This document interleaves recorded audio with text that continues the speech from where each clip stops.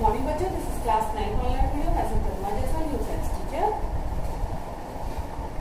बच्चों, this is class 9 chapter 7 part 4 video. हमने अभी तक पार्ट 3 पढ़ा और ये जो हमारा चैप्टर 7 है डाइवर्सिटी इन एनिमल्स, तो आपने इसके 3 वीडियो पढ़े जिसमें हमने ये देखा कि हमारा जो ऑर्गेनिज्म की जो डाइवर्सिटी है, ऑर्गेनिज्म को जो क्लासिफाइड किया गया है उनको पहले 5 किंगडम में क्लासिफाइड किया गया है, मोनेरा, प्रोटोजोआ, फंजाई और प्लांटी और एनिमाइला। तो हमने जो है ये तो सेकंड वीडियो में पढ़ा था कि 5 किंगडम में किस तरह से इसको क्लासिफाइड किया गया, और फर्स्ट वीडियो में क्लासिफिकेशन के बारे में पढ़ा था कि किस कैरेक्टरिस्टिक्स के बेसिस पे जो है क्लासिफिकेशन किया गया है, हमारे ऑल ओवर द वर्ल्ड जो ऑर्गेनिज्म पाए जाते हैं उनका क्लासिफिकेशन कैसे किया गया है। और सेकंड वीडियो में पढ़ा कि वो 5 किंगडम में बांटे गए हैं, मोनेरा, प्रोटोजोआ, फंजाई, प्लांटी और एनिमाइला। और हमने उसके बाद थर्ड वीडियो में हमने सारे प्लांटी किंगडम तक कर चुके हैं। अब हम क्या करेंगे, एनिमाइला किंगडम के बारे में हमें डिफाइन करना है, मीन्स हमें एनिमाइला किंगडम के बारे में समझना है। तो आपको एक बात ये समझ लीजिए कि जितने भी जीव हेटेरोट्रॉपर्स हैं, एनिमल्स हैं जो अपने भोजन के लिए दूसरों पर डिपेंड करते हैं, जो फोटोसिंथेसिस नहीं करते, वो सभी एनिमाइला किंगडम में आते हैं, एनिमल्स में आते हैं। तो ये लोग क्या करते हैं, फोटोसिंथेसिस नहीं करते, ये लोग हेटेरोट्रॉपर्स होते हैं, भोजन के लिए प्लांट पे निर्भर करते हैं। तो हम लोग जो है ह्यूमंस भी एनिमल्स किंगडम में ही आते हैं। तो इनको बेटा 9 फाइलम में डिवाइड किया गया है। सबसे पहले तो हमारा जो यूनिसेल्युलर जीव है, जिनमें केवल एक ही कोशिका उनका पूरा जीवन रहता है, वो यूनिसेल्युलर जीव है जिन्हें हम प्रोटोजोआ कहते हैं। उसके बाद हमारा दूसरा पोरीफेरा आता है, इस पोरीफेरा हो गया, फिर तीसरा सिलेंट्रेटा, फिर चौथा प्लेटीहेल्मिन्थीज, उसके बाद फिर 5th number Nematoda, 6th number Annelida, 7th number Mollusca, 8th number arthropoda, 9th number Echinodermata और 10th नंबर कॉर्डेटा। तो बेटा जो हम लोग जो वेल डेवलप्ड एनिमल है वो कॉर्डेट्स है। तो 10 फाइलम में हमारी पूरी जो है एनिमल्स जीव जाति को जो है 10 फाइलम में डिवाइड किया गया है, ठीक है। और उसके बाद 3 फाइलम को एक ग्रुप में, किसका भी 2 फाइलम को एक ग्रुप में, यानी एक ग्रुप के बीच उनका जो फर्दर क्लास में डिवाइड किया गया है। तो उनमें कई फाइलम के जीव आते हैं। जो फाइलम हमारा क्लासिफिकेशन सबसे लास्ट क्लासिफिकेशन है। जैसे कि अगर किसी एनिमल के बारे में बताना हो, मान लीजिए अगर हमें ह्यूमंस के बारे में बताना हो तो हम बताएंगे कि ये एनिमाइला किंगडम की है, ठीक। फिर उनका क्लास जो होगा, जैसे हमको कॉर्डेटा की है, ठीक। उसके बाद कॉर्डेटास में भी 5 किंगडम है, ह्यूमन जो है वो, फिर उसके बाद मैमल, उसके बाद सब क्लास मैमल मैमेलिया की है, ठीक। फिर उसके बाद ह्यूमंस की जो हम लोगों की जो साइंटिफिक नेम के अकॉर्डिंग जो हमारी जाति है, जीनस और स्पीसीज, जैसे होमो सैपियंस सैपियंस, हम लोग जो आधुनिक मानव होमो सैपियंस सैपियंस है, तो हमारा क्लासिफिकेशन बच्चों हो जाएगा, जो हमारे आधुनिक जो मानव है उनका क्लासिफिकेशन हो जाएगा। चलिए अभी मैं इसको बाद में डिस्कस करूँ, पहले हम एनिमल डिफाइन करेंगे, या हमारा क्लासिफिकेशन बच्चों हो जाएगा। उस क्लासिफिकेशन सबसे पहले हम क्या लिखेंगे, उसमें हम सबसे पहले लिखेंगे किंगडम, ठीक। किंगडम के बाद हम लिखेंगे क्लास, फिर सब क्लास, उसके बाद जीनस और स्पीसीज। तो किंगडम में हमारा लिखा जाएगा एनिमाइला, ठीक है। क्लास में फिर हम एनिमाइला के बाद हम जो है आगे कॉर्डेटा के हैं, ये नोटोकॉर्डेट यानी कॉर्डेटा के हम क्लास कॉर्डेटा के हैं। फिर वहां हम मैमल्स हैं। उसके बाद हमारा जो है नाम है होमो सैपियंस सैपियंस। तो क्लासिफिकेशन बच्चों अभी हम क्लासिफिकेशन, किसी भी एनिमल का क्लासिफिकेशन आपकी बुक में देखिए सबका क्लासिफिकेशन दिया, आप यहाँ से सबका क्लासिफिकेशन लिख सकते हैं। जैसे कि हमारे जो भी बर्ड्स हैं या हमारे जो भी कॉर्डेट्स हैं, तो अभी जब हम इसको समझ लेंगे तो हमें समझ आएगा कि हमें क्लासिफिकेशन कैसे करना है। तो देखिए सबसे पहले हम एनिमाइला इसको समझते हैं। ये जो एनिमाइला ग्रुप है, जो एनिमाइला ग्रुप के जो भी एनिमल है उनको सबसे पहले 2 में डिवाइड किया गया, मीन्स यूनिसेलुलर और मल्टीसेलुलर, मीन्स जिनमें केवल एक सेल में जीवन बिताया जिन जीवों ने, और बाकी जो जीव थे जिनमें एक से अधिक सेल पाए गए। तो पहले को हम यूनिसेलुलर कह सकते हैं, ये सेलुलर एनिमल कह सकते हैं, और दूसरे को टिश्यू एनिमल कह सकते हैं, क्योंकि उनमें कई सेल के अकॉर्डिंग जो उनमें टिश्यू डेवलप हुए, ऑर्गन डेवलप हुए, तो ये टिश्यू एनिमल हो सकते हैं या मल्टीसेलुलर कहेंगे, ठीक। तो यूनिसेलुलर हमारे प्रोटोजोआस आते हैं, जैसे कि अमीबा, पैरामीशियम, जो कि प्लांट मटेरियल नहीं है, एनिमल मटेरियल है। तो वो सभी क्या है, हेटेरोट्रॉपर्स से फोटोसिंथेसिस नहीं करते हैं, तो वो हमारे जो है यूनिसेलुलर में आते हैं, ठीक बच्चों। तो ये हमारे प्रोटोजोआ फैमिली के हो गए इसमें। ये देखिए प्रोटोजोआ और पोरीफेरा फैमिली जो होती है वो हमारा, ये देखिए आप इस स्ट्रक्चर को आप देख लीजिए। अभी मैं इसको डिफाइन करूंगी, यहाँ थोड़ा सा मैं डिफाइन करके तब इसको डिफाइन कर रही हूँ। तो बच्चों हमारे यूनिसेलुलर और मल्टीसेलुलर अलग अलग डिफाइन करें। अब यूनिसेलुलर में हमारे प्रोटोजोअस है जो एक कोष के जीव थे, और मल्टीसेलुलर में वो जीव है जिनमें एक से ज्यादा सेल थे। ये जो एक से ज्यादा सेल वाले वो 3 सब क्लासेस में डिवाइड हुए। एक तो बॉडी कैविटी नहीं थी, जिनमें केवल एपिडर्मिस था, और जिनमें केवल एपिडर्मिस और इनमें एपिडर्मिस और गैस्ट्रोडर्मिस था, कि बॉडी कैविटी नहीं थी। तो ये जिसमें गैस्ट्रोडर्मिस जिनमें बॉडी कैविटी नहीं थी बच्चों, तो इनमें जो है ये हमारा सीलेट्रेटा और प्लेटीहेल्मिन्थीस इस फाइलम के जीव है। ठीक है, तो अगर हम प्लेटीहेल्मिन्थीस का अगर हम वो क्लासिफिकेशन करेंगे तो एनिमाइला ग्रुप के किंगडम एनिमाइला, क्लास मल्टीसेलुलर या टिश्यू लेवल के क्लास उनका होगा जो है प्लेटीहेल्मिन्थीस या सीलेंट्रेटा। उसके बाद सब क्लास वो जिस ग्रुप के होंगे उनका नाम, फिर उनकी जीनस और स्पीसीज लिखी जाएगी। तो इस तरह से 5 चीजें किसी की क्लासिफिकेशन में लिखना बहुत जरूरी है। उनका किंगडम, उनका क्लास, उनका सब क्लास, उनकी जीनस, उनकी स्पीसीज। ठीक है बच्चों, 5 चीजें किसी भी क्लासिफिकेशन में लिखना बहुत जरूरी है। तो वो मल्टीसेलुलर जीव जो 3 भागों में बांटे गए, एक जिनमें बॉडी कैविटी नहीं थी, एक में पेसिडोपोडिया या पेसिडोक्लेम था, और तीसरा जिसमें साइलोमेट था। ठीक है बच्चों, तो पेसिडोक्लेम मतलब जिनमें पैर पेजिस्टल डेवलप थे। इन जीवों जिनमें बॉडी कैविटी नहीं थी, इनमें पेजिस्टल भी डेवलप नहीं थे। इनमें क्या थे, पेजिस्टल डेवलप थे, और इसमें क्या थे, इनमें अंग बिल्कुल अलग अलग डिफ्रेंशिएट थे साइलोमेट थे। ठीक, अब ये जिनमें बॉडी कैविटी नहीं थी वो हमारे सीलेंट्रेटा और प्लेटीहेल्मिन्थीस ग्रुप के आ गए, और जिनमें पेसिडोपोडिया डेवलप यानी पैर डेवलप हो गए थे जो मूव कर सकते थे, वो नीमेटोडा ग्रुप के यानी हमारे 5वें फाइलम के। सबसे पहले हमारे प्रोटोजोआ पहला फाइलम, प्रोटोजोआ पोरीफेरा पहला और दूसरा फाइलम। ठीक, उसके बाद जिनमें बॉडी कैविटी नहीं थी वो हमारे सीलेंट्रेटा और प्लेटीहेल्मिन्थीस दूसरा तीसरा और चौथा phylum, 3rd and 4th phylum. इसके बाद 5वां जो फाइलम हमारा पेसिडोपोडिया जो जीव मूव करने लगे, जिनमें मूवमेंट आ गया, वो नीमेटोडा ग्रुप के 5वें के थे। उसके बाद साइलोमेट में हमारे 6 और फर्दर आएंगे। तो ये जो साइलोमेट है ये भी 2 में डिवाइड हुए। एक में क्या था, मेसोडर्मल सेल प्रेजेंट था। मेसोडर्मल सेल होता है किसी भी जीव के ऊपर काइटिन की कवर, जैसे कि हमारे कॉकरोच, तो उनमें क्या होता है कि ऊपर काइटिन की कवर होती है जो उनके अंदर की जो सॉफ्ट बॉडीज को रक्षा करते हैं। तो जो हमारे ये जिसमें हमारा जो ये मेसोडर्मल सेल है, उसके मेसोडर्मल सेल जिन जिन एनिमल से पाए जाते हैं वो हमारे हैं एनिलिडा, मोलस्का और आर्थ्रोपोडा। तो ये सभी मोलस्का, आर्थ्रोपोडा, इनमें क्या है कि मेसोडर्मल सेल पाए जाते हैं जो उनकी ऊपरी स्किन को जो है कवर करते हैं। उसके बाद जब हमने ये कॉलीमेट को 2 भागों में डिवाइड करके, एक में मेसोडर्मल सेल पाए गए हैं और एक में क्या है, मेसोडर्मल सेल नहीं पाए गए हैं, कोइलम फॉर्म्ड हुआ है। उनमें कोइलम फॉर्म्ड हुआ है मीन्स उनकी स्किन जो है कुछ समय पश्चात ऊपरी स्किन जो है वो निकल जाती है और नीचे से नई स्किन बनने लगती है। तो ऐसे जानवरों को जो है, या हम कह सकते हैं कि ऐसे जानवरों को हम ऐसे एनिमल्स को, इनको भी 2 भागों में फर्दर डिवाइड किया गया है। जो ये कोलम फॉर्म्ड होते हैं तो इनमें क्या होता है कि ऊपरी स्किन की जो है कई परतें होती हैं, एपिडर्मिस, इंडोडर्मिस। तो किन्हीं जानवरों में तो इनमें भी 2 पार्ट आए।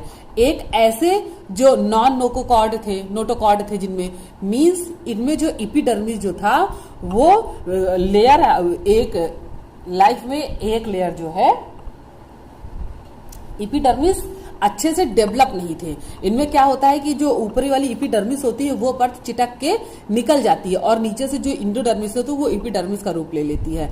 तो ऐसे जो एनिमल्स है उनको एकाइनोडर्मेटा फाइलम में रखा गया है। एकाइनोडर्मेटा में हमारे जितने भी सरीसृप है, स्नैक वगैरह ये सब आते हैं। स्नैक हैं, फिशेज हैं, ये सभी एकाइनोडर्मेटा में आते हैं। वो फिशेज जिनकी स्किन जो है वो एपिडर्मिस जिनकी चिटक के अलग हो जाती है और इंडोडर्मिस एपिडर्मिस का कार्य करती है। और उसके बाद जो नोटोकार्ड प्रेजेंट वाले जिनकी एपिडर्मिस प्रेजेंट थी, जिनमें नोटोकार्ड प्रेजेंट था, तो उन्हें हम कॉर्डेटा में रखेंगे। कॉर्डेटा में उन एनिमल्स को रखते हैं जिनकी बॉडी वेल डेवलप्ड है और जिनमें एपिडर्मिस प्रेजेंट है और जिनकी इपिडर्मिस प्रेजेंट होने की वजह से उनकी जो बाहरी स्किन का शेप है वो बिल्कुल वेल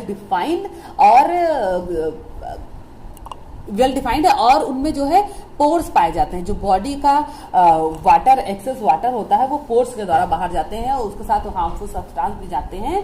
उनमें जो है स्किन के फट के स्किन निकलने का कोई भी प्रोसेस नहीं है। फिर कॉर्डेटा फर्दर दो भागों में डिवाइड किया गया, प्रोकॉर्डेटा और वर्टिब्रेट। प्रोकॉर्डेटा वो कॉर्डेटा हुए, प्रोटोकॉर्डेटा बच्चों वो कॉर्डेटा जिनमें नोटोकॉर्ड भी प्रेजेंट है और उनमें क्या है, इनमें लार्वा भी फॉर्म होता है, लिस्ट लार्वा फॉर्म्स। तो प्रोटोकॉर्डेटा में उन कॉर्डेटास को रखा गया जो डेवलप तो थे, लेकिन इनमें क्या होता था कि इनमें लार्वा सबसे पहले जो है, इनमें वेल डिफाइंड बेबीज नहीं, सबसे पहले इनमें जो है एग से हेच होके एक लार्वा प्रेजेंट होता है। फिर लार्वा में डेवलपमेंट होकर जो है एडल्ट इसमें एनिमल्स बनते हैं। तो ऐसे सारे एनिमल्स को प्रोटोकॉर्डेटा में रखा गया। और जो हमारा वर्टिब्रेट है, वर्टिब्रेट में वेल डिफाइंड एनिमल रहते हैं जिनके जो बचपन से बॉर्न के समय से ही उनकी बॉडी वेल डिफाइंड रहती है। ठीक है, जैसे कि तो फिर ये वर्टिब्रेट को फिर 6 फाइलम्स में 6 सब फाइलम में डिवाइड किया गया है। कॉर्डेटा ही एक फाइलम है। कॉर्डेटा के बाद ये सभी क्या है, वर्टिब्रेट है, ये सब फाइलम है। तो इनको सब फाइलम में डिवाइड किया गया है। तो सबसे पहले साइलोस्टोमेटा में वो एनिमल्स रखे गए हैं जो जेलस ईल लाइक होते हैं, ऐसे एनिमल्स जिनकी इपिडर्मिस स्केरलेस होती है, उनका माउथ सर्कुलर होता है। ये देखिए आपको साइक्लोस्टोमेटा के जो भी एनिमल्स हैं उनके फीचर्स यहाँ दिए गए हैं। ये जॉलेस होते हैं, इनकी जो है मुंह जो होता है उनमें जबड़े नहीं होते, जॉलेस नहीं होते, जॉलेस होते हैं, टीथ नहीं होते हैं, मीन्स जबड़ा जो है होता ही नहीं है। और इनका जो माउथ है वो सर्कुलर माउथ में पाया जाता है। ठीक है, तो और इनकी जो स्किन होती है वो स्लिमी होती है, बिल्कुल पतली चिकनी। ठीक, तो ऐसे एनिमल्स को हमने साइलोस्टोमेटा सब फाइलम में रखा। उसके बाद हमारा पिसीज हमारा सब फाइलम है। इसके जो एनिमल्स हैं वो एक्सोस्केलेटॉन्स है, मतलब इनकी जो स्किन है वो बाहर की ओर है। बॉडी के अंदर तो पतली स्किन है लेकिन बॉडी के बाहर भी स्किन है, ये इसके एक्सोस्केलेटॉन्स है। जैसे कि हमारी बहुत सी मछलियां जो है पिसीज से आती हैं, तो उनमें क्या होता है, उनमें जो बाहर की जो उनकी स्केल्स हैं वो बोन्स के जैसी हार्ड होती हैं और शरीर के बाहर स्थित होती हैं। ठीक है, तो ये देखिए इंडोस्केलेटन, इनकी हड्डियां इंडो होती हैं, बाहर होती हैं, ऑफ बोन्स कार्टिलेज, और ब्रीथिंग थ्रो गिल्स। और इनमें क्या होता है, गिल से ये लोग ब्रीथिंग करते हैं, मीन्स इनमें ब्रीथिंग ऑर्गन अलग से डिफाइन नहीं होता है। तो ये हमारे फिशेज में बहुत ढेर सारी फिशेज आती है। हमारी कुछ फिशेज इकाइनोडर्मेटा से भी आती है और कुछ हमारी फिशेज से भी आती है, और कुछ हमारी फिशेज जो है वो कॉर्डेट्स भी हैं, मीन्स मैमल में भी आती है। जैसे कि हमारी वेल मछली जो है वो मैमल्स है।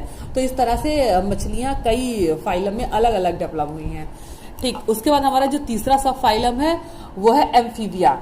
तो एम्फीबिया जो सब फाइलम है उनके जो एनिमल्स हैं उनमें क्या है, वो लार्वा स्टेज भी उनमें पाया जाता है, प्लस वो कभी कभी कॉर्डेटास के जैसे बिहेव करते हैं और कभी कभी पिसीज के जैसे, कभी कभी वो पानी में भी रह सकते हैं। उनमें डेवलप गुण पाया गया कि पानी में रहने की भी उनमें पूरी पूरी क्षमता है और जमीन में रहने की भी उनकी पूरी पूरी क्षमता है। वो हम एम्फीबियंस में रखे गए हैं। तो उनमें क्या है, गिल्स भी है, उनमें लार्वर स्टेज भी है, प्लस उसमें स्किन ऑर्गन भी है, और उनमें बॉडी स्किन के लिए पोर्स, बॉडी एटमॉस्फेयर में स्किन के लिए पोर्स भी हैं, गिल्स भी हैं, प्लस उनमें लार्वा स्टेज भी है। तो इस तरह से जो डेवलपमेंट एनिमल्स है उनको एम्फीबियन सब फाइलम में रखा गया है। ठीक है, और इनकी स्किन भी, और ये फर्स्ट स्टेज के साइलोस्टोमेटा से भी मिलती जुलती, इनकी स्किन भी बहुत ज्यादा स्लिमी स्किन है। ठीक, तो ऐसे जंतुओं को एम्फीबिया में रखा गया। उसके बाद हमारा रेप्टिलिया फाइलम आया। रेप्टिलिया फाइलम में बच्चों उन जानवरों को रखा गया है जिनके हाथ है, पैर है, सब कुछ है, लेकिन वो एकाइनोडर्मेटा के जैसे रेंगते हैं। तो इसमें हमारा ये देखिए, exoskeleton of scales laying eggs outside water. तो ये क्या करते हैं, एग ले करते हैं और जमीन के बाहर एग ले करते हैं, और कभी कभी ये पानी के बाहर ये एग ले करते हैं, और कभी कभी पानी में रहते हैं। इनके पास हाथ पैर पूरे डेवलप है, लेकिन फिर भी ये इकाइनोडर्मेटा की जैसे बिहेव करते हैं। तो ऐसे जो है रेप्टिलियाज, जैसे कि हमारे एलिगेटर है, क्रोकोडाइल है, छिपकली है, ये सभी क्या है, रेप्टिलियाज हैं। ये सभी इकाइनोडर्मेटा का गुण इनमें पिसीज का भी गुण है, इनमें एम्फीबिया का भी गुण है। ये जमीन में भी रहते हैं, पानी में भी रहते हैं, ये एग ले करते हैं पानी के बाहर, प्लस ये इनके हाथ पैर बिल्कुल डेवलप्ड हैं कॉर्डेटा के जैसे। तो ये जो है रेप्टिलियाज है हमारे। ठीक, रेप्टिलिया सब फाइलम के बाद हमारा जो है वो है एविस सब फाइलम। एविस सब फाइलम बच्चों देखिए, एविस सब फाइलम में क्या है, इनके गुण क्या है, इनमें भी एक्सोस्केलेटन, इनकी भी जो है बाहरी इसकी जो है एक्सोस्केलेटन यानी शल्के हैं उनकी स्किन पर, प्लस उनमें क्या है फीदर्स भी पाए जा रहे हैं। ये एग ले करते हैं आउटसाइड द वाटर और फ्लाइट पॉसिबल, और ये उड़ते हैं। तो जो हमारे जितने एविस हैं ये हम उसमें हमारे सारे उड़ने वाले पक्षी उस ग्रुप में रखे गए हैं, जिनमें स्केल्स भी है और फीदर्स भी हैं, एग भी ले करते हैं और उड़ते भी हैं। तो ये सभी क्या है, एविस में रखे गए। उसके बाद सबसे लास्ट में आता है हमारे मैमल।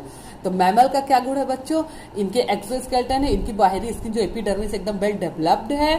ठीक, और वो एक्सोस्केलेटन जो है वो हेयर से ढकी हुई, यानी एक्सोस्केलेटन पे इनके बाल पाए जाते हैं, और एक्सटर्नल ईयर्स, इनमें बाहरी कान भी पाए जाते हैं, mostly giving birth to young one. और ये ज्यादातर इनमें से लगभग सारी प्रजाति जो है इनकी सारी प्रजाति बच्चे देती है। ठीक है, तो उन्हें हम मैमल्स में रखते हैं। मैमल्स हमारे जैसे गाय, हाथी, घोड़ा, बकरी, ह्यूमंस, तो ये सभी क्या है, मैमल्स में आते हैं बच्चों। तो हमारा जो डाइवर्सिटी है तो इसके अकॉर्डिंग जो क्लासिफाइड किया गया है।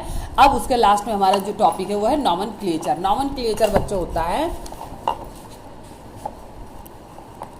इसका मतलब होता है कि किसी भी एनिमल का नामकरण करना, उसे हम वो नॉमेनक्लेचर के अंतर्गत आता है कि उसमें हम नामकरण कैसे करना है हमको।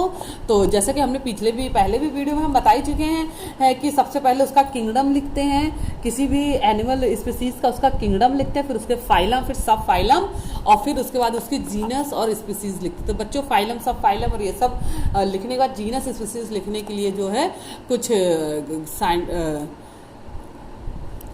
कुछ जो है राइटिंग स्किल्स हमको फॉलो करने पड़ते हैं, राइटिंग लॉज फॉलो करने पड़ते हैं। तो वो ये है बच्चों कि the name of genus belong with the capital letter. तो जब भी हम उसके जीनस लिखेंगे तो वो हम लिखेंगे कैपिटल लेटर्स लिखेंगे, और जब स्पीसीज लिखेंगे तो वो हम स्मॉल लेटर्स लिखेंगे। ठीक है, और जब भी जीनस स्पीसीज प्रिंट किया जाता है उनको इटैलिक्स में प्रिंट किया जाता है, और जब हम हाथ से लिखते हैं तो उसके नीचे अंडरलाइन जो है सेपरेटली अंडरलाइन जरूर करेंगे जीनस स्पीसीज के, क्योंकि जीनस स्पीसीज जो है किसी भी व्यक्ति का जो है वैज्ञानिक नाम होता है, साइंटिफिक नेम होता है।